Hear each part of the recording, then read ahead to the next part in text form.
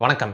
இந்த வீடியோல நம்ம எதை பத்தி பார்க்க போறோம்னா, இன்னைக்கு நம்ம தமிழ்நாட்டுல சென்னைக்கு அடுத்தபடி மிக வேகமா வளர்ந்து வர்ற ஒரு முக்கியமான சிட்டியா கோயம்புத்தூர் இருக்குது. அதுலயும் குறிப்பா கோயம்புத்தூர் ஒரு முக்கியமான இண்டஸ்ட்ரியல் ஹப்பாவும், ஐடி ஹப்பாவும் மிக வேகமா எமர்ஜ் ஆயிட்டு இருக்கு. அதனால இனி வரும் காலகட்டங்கள்ல கோயம்புத்தூருக்கு வர இருக்கக்கூடிய சில முக்கியமான மெகா ப்ராஜெக்ட்ஸ்லாம் என்னென்ன அப்படின்றத பத்தி தான் இந்த வீடியோல நம்ம விரிவா பார்க்க போறோம். சோ வாங்க வீடியோக்குள்ள போலாம்.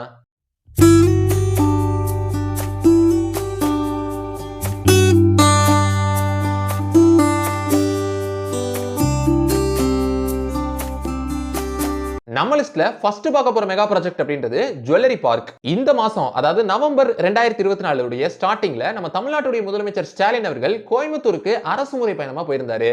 அப்ப கோயம்புத்தூருக்கான நிறைய முக்கியமான ப்ராஜெக்ட்ஸ் எல்லாம் அனௌன்ஸ் பண்ணாரு. அதுல ஒண்ணுதான் இந்த ஒரு ஜுவல்லரி பார்க். கோயம்புத்தூர்ல உள்ள குறிச்சி இண்டஸ்ட்ரியல் எஸ்டேட்ல ரூபாய் 126 கோடி ரூபாய் செலவுல இந்த ஒரு ஜுவல்லரி பார்க் அப்படின்றது அமையவிருக்கு. அப்படி அமையவிருக்கக்கூடிய இந்த ஒரு ஜுவல்லரி பார்க்ல ஜுவல்லரி இண்டஸ்ட்ரீஸ்க்கு தேவையான எல்லா ஃபெசிலிட்டிஸோட NABL அக்ரிடேட்டட் லேபோட இந்த ஒரு ஜுவல்லரி பார்க் அப்படின்றது அமையவிருக்கு. நம்ம லிஸ்ட்ல செகண்ட் பார்க்க போற மெகா ப்ராஜெக்ட் அப்படின்றது தந்தை Periyar library and science centre. அதாவது நம்ம எல்லாருக்குமே தெரியும், சென்னையில அண்ணா நூற்றாண்டு நூலகம் அப்படின்ற ஒரு நூலகம் இருக்கு.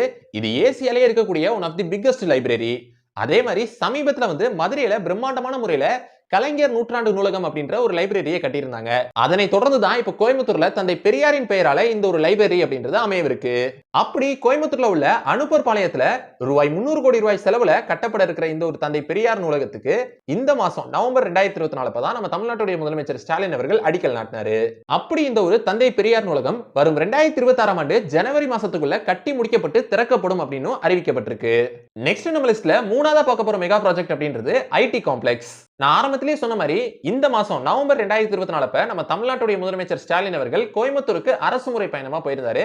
அப்ப நிறைய ப்ராஜெக்ட்ஸ் கோயம்புத்தூருக்காண்டி அனௌன்ஸ் பண்ணியிருந்தாரு. அதுல ஒரு முக்கியமான ப்ராஜெக்ட் தான் ஐடி காம்ப்ளெக்ஸ். சமீபத்துல தான் கோயம்புத்தூர்ல ஒரு டைடல் பார்க் அப்படின்றது கட்டி முடிக்கப்பட்டு திறக்கப்பட்டிருந்துச்சு. அதனுடைய தொடர்ச்சியா தான் இந்த ஒரு ஐடி காம்ப்ளெக்ஸ் அப்படின்றதும் தனியார் நிறுவனமான ராமானுஜம் ஐடி சிட்டியோட இணைஞ்சு பார்ட்னர்ஷிப்ல இணைஞ்சு இந்த ஒரு ஐடி காம்ப்ளெக்ஸ் அப்படின்றது கோயம்புத்தூர்ல உள்ள எல்கோ ஸ்பெஷல் எக்கனாமிக் ஜோன்ஸ்ல 17 ஏக்கர் நிலப்பரப்புல இந்த ஒரு ஐடி காம்ப்ளெக்ஸ் அப்படின்றது அமையவிருக்கு. அப்படி இந்த ஒரு ஐடி காம்ப்ளெக்ஸ் கட்டி முடிக்கப்பட்டதுக்கு அப்புறம் கிட்டத்தட்ட 36,000 பேருக்கு வேலை வாய்ப்பு அப்படின்றது உண்டாக்கப்படும் அப்படின்னு சொல்லப்பட்டிருக்கு. நம்ம லிஸ்ட்ல நாலாவதா பார்க்க போற மெகா ப்ராஜெக்ட் அப்படின்றது செம்மொழி பூங்கா.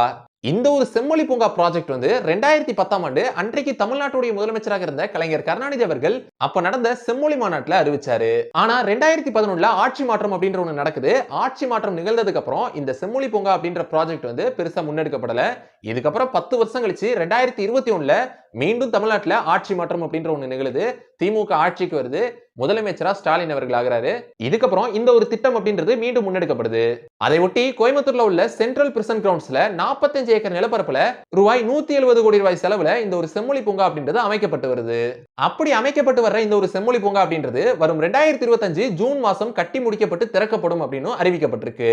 அப்படி அமைவிருக்கக்கூடிய இந்த ஒரு செம்மொழி பூங்கால பொட்டானிக்கல் கார்டன், 20 தீம்டு கார்டன்ஸ், அப்புறம் இந்தியா முழுமைக்கு உள்ள பல்வேறு மாநிலங்கள்ல உள்ள ரேர் ஸ்பைசஸ் ஆஃப் ட்ரீஸ கொண்டு வந்து இந்த ஒரு செம்மொழி பூங்கால நடப்புறாங்க. அதோட சேர்த்து ஒரு மினி வாட்டர் ஃபால், அப்புறம் 1000 சீட்ஸ் கொண்ட கன்வென்ஷன் சென்டர், அப்புறம் 15 லாக் லிட்டர்ஸ் கெபாசிட்டி உடைய ஸ்டோரேஜ் சம்ஸ், அப்புறம் ஒரு மியூசியம், கார்டன்ஸ், ஃப்ரீ வைஃபைன்னு இன்னும் பல ஃபீச்சர்ஸோட இந்த ஒரு செம்மொழி பூங்கா அப்படின்றது அமையவிருக்கு. நெக்ஸ்ட் அஞ்சாவது நம்ம லிஸ்ட்ல பார்க்க போற மெகா ப்ராஜெக்ட் அப்படின்றது Avinashi road flyover extension project. இந்த ஒரு திட்டத்தின்படி ஏற்கனவே இருக்கிற அவினாசி ரோடு ஃபிளைஓவரோட சேர்த்து ரூபாய் 600 கோடி ரூபாய் செலவுல மேற்கொண்டு ஒரு 5 கிலோமீட்டர் தூரத்துக்கு சின்னையாம்பாளையத்துல இருந்து நீலாம்பூர் வரைக்கும் இந்த ஒரு ஃபிளைஓவர் அப்படின்றது எக்ஸ்டெண்ட் பண்ணப்பட இருக்கு. அதன்படி இந்த ஒரு ஃபிளைஓவருடைய ஓவரால் லென்த் அப்படின்றது 15 கிலோமீட்டர் ஆக போகுது. நெக்ஸ்ட் நம்ம பார்க்க போற ஆறாவது மெகா ப்ராஜெக்ட் அப்படின்றது தமிழ்நாடு டிஃபென்ஸ் இண்டஸ்ட்ரியல் காரிடர். இந்த ஒரு டிஃபென்ஸ் காரிடர் அப்படின்றது தமிழ்நாட்டில் உள்ள 5 முக்கியமான சிட்டிஸான சென்னை, கோயம்புத்தூர், திருச்சி, ஒசூர், சேலம் ஆகிய இந்த 5 ஊர்கள்ல இந்த ஒரு டிஃபென்ஸ் காரிடர் அப்படின்றது வர இருக்கு. அப்படி இந்த ஒரு டிஃபென்ஸ் இண்டஸ்ட்ரியல் காரிடர்ல மெயினா டிஃபென்ஸ் ப்ரொடக்ஷன்ஸ் அப்படின்றது நடக்கும். அதன்படி இந்த 5 சிட்டிஸ்லயுமே 700 ஏக்கர் நிலப்பரப்புல 3100 கோடி ரூபாய் செலவுல இந்த ஒரு டிஃபென்ஸ் இண்டஸ்ட்ரியல் காரிடர் அப்படின்றது அமையவிருக்கு.